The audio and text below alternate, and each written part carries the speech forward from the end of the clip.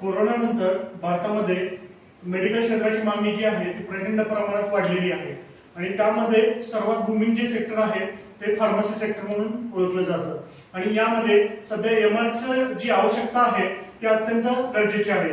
तर फक्त आजकाल एमआर म्हणून किंवा एमआर होणं एवढीच गरज नाही आहे, तर आपल्याला एक ब्रँड एमआर बनायचं आहे आणि ब्रँड एमआर जर बनायचं असेल तर त्यामध्ये कोणत्या गोष्टी केल्या पाहिजेत.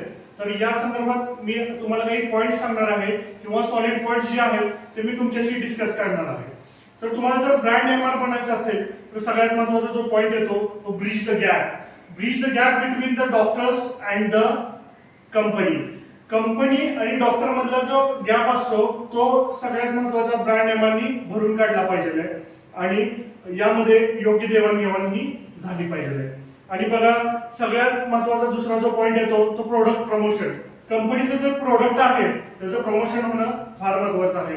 जे प्रोडक्ट आहे ते आपल्या योग्य कस्टमर पर्यंत पोहोचलं पाहिजे.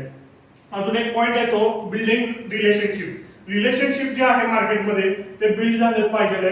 रिलेशनशिप व्यवस्थित जर बिल्ड झालं तर तुम्ही सक्सेसफुल एमआर म्हणून बनू शकता.